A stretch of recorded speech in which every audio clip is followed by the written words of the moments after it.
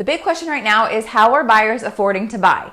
Interest rates are really hurting affordability, and with prices also high, some buyers are scratching their heads wondering how they're going to make buying a home work out. Lots of people are also asking, is it still a good time to buy? Does it feel like a good time to buy? No, not really, but is it? Yeah, it actually is, and here is why. Most buyers are riding the bench. They are waiting for rates to come down, or for the election, or here's my favorite one, they're waiting for the bottom to fall out and for home prices to crash so that they can just come in and scoop up a good deal. I've been hearing this steadily for the last year and a half, and guess what? All of those people are still renting.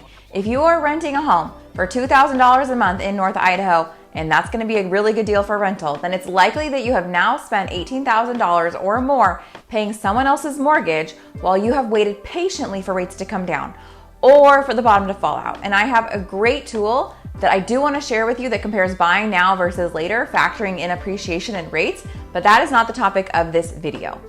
Guess what else is going to happen? When interest rates do come back down, there's going to be so much buyer pent-up demand flooding the marketplace.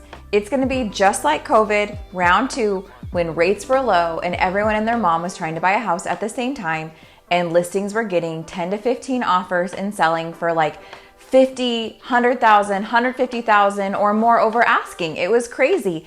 And let's not forget that in those days of multiple offers and the craziness, buyers were having to do appraisal gaps where you're offering over asking, and you're also telling the seller that in the case of a low appraisal, I'm going to bring you the extra $50,000 because the house isn't going to appraise. I will pay that to you out of pocket over the appraised value of the house. So I think people have kind of forgotten how hard it was for buyers. And maybe if you weren't in the market during COVID and during that market, you don't know, but it was so hard for buyers. It was so hard to get under contract. People were writing offers on dozens of homes, feeling very discouraged. And right now it's really more of a buyer's market. I know that it's not perfectly balanced in the ratio that would make it officially a buyer's market, but there are less buyers right now and there are sellers who have to sell. Today I am talking about interest rate buy downs because if you are considering buying a house, you need to know what this is and how to use it. Thank you for watching. If you are new to the channel, I am new in North Idaho. My husband and I moved out to the Coeur d'Alene area last winter with our 4 kids, and I am using this channel as a place to share what it's like living here. If you want to see more content, you can pop over to my blog at letsgonorthidaho.com. I have shorter posts on there, mostly about things to see and do, like parks, restaurants, generally speaking, things that are not going to take an entire YouTube video to share about. Also, if you're ready to start looking at houses, you can check out my home search website, which is searchhomesnorthidaho.com. I'll put a link to both my blog and the home search website in the description down below. And don't forget to subscribe and turn the bell on for notifications so that you don't miss a video. I am making a new video every single week. The most important thing I'm going to say on this topic is go talk to your lender. I am not a lender. I am not a financial advisor or an expert. My job is to know how to save you money. And in this case, it is educating you on this topic and giving you the right questions to ask and then sending you off to talk to your lender about those options. Interest rate buy downs can be a useful tool for home buyers to lower their monthly mortgage payments. An interest rate buy down is a financial arrangement where a home buyer, the seller, or a third party, I'm not sure who that would be, maybe it's a gift, pays an upfront fee to a lender in exchange for a reduced interest rate on the mortgage loan for a specified period. This upfront payment is often referred to as points. Points are typically expressed as a percentage of the loan amount. For example, paying 1 point might cost 1% of the loan amount. Each point paid typically lowers the interest rate by a very specific amount. The exact reduction may vary depending on the lender and market conditions, but it's often around 0.25% per point. The reduced interest rate remains in effect for a predetermined period, such as a few years, after which the interest rate returns to the original rate specified in the mortgage agreement. So how does this benefit you as the home buyer? First of all, you're going to have lower monthly payments. By paying points up front and reducing your interest rate, you are going to have a lower monthly mortgage payment, making home ownership more affordable.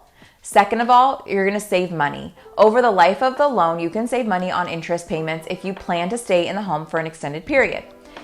So this all sounds like an easy breezy way to reduce your mortgage payments, but there's some important things that you have to consider. First of all, paying points requires an upfront payment, which can be a substantial amount. So you're going to need to consider whether the long-term savings on interest outweigh that initial upfront cost. One way to do this is to calculate the break-even point, and a lot of lenders they'll do this for you, and that's going to help you determine how long it's going to take for the interest savings to surpass the upfront cost of buying down your rate. If you're planning on being in the house for 10 years and the rate buy down cost is going to break even in 3 years, then obviously it's going to be worth doing so. If you are planning on selling or refinancing in a few years, then it may not make sense to pay points, as you may not recoup the upfront cost. So here's the most important thing I have to say today. We can negotiate with the seller to cover some or all of the points as part of your purchase agreement. This can be a win-win situation if the seller is motivated to close the deal. Right now, many sellers are sitting on a ton of equity. They just gained all that equity during COVID when rates are low and everyone's home values just like skyrocketed. So most sellers might be sitting on a ton of equity, and a lot of buyers have stopped looking due to rates. There are motivated sellers out there who are willing to kick in $10,000, $15,000, even $20,000 to help pay a buyer's closing costs and buy down their interest rate. This comes out of their net proceeds at closing.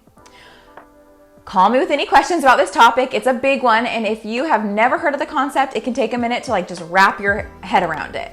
My phone number is here on the screen. It's also in the description down below, and I can connect you with a lender who can walk you through various loan scenarios and get you fully pre-approved before you start looking at houses. All of this information and a pre-approval letter is going to make you a very strong buyer, so we can get you a great deal on your home purchase. Thank you for watching. See you next week.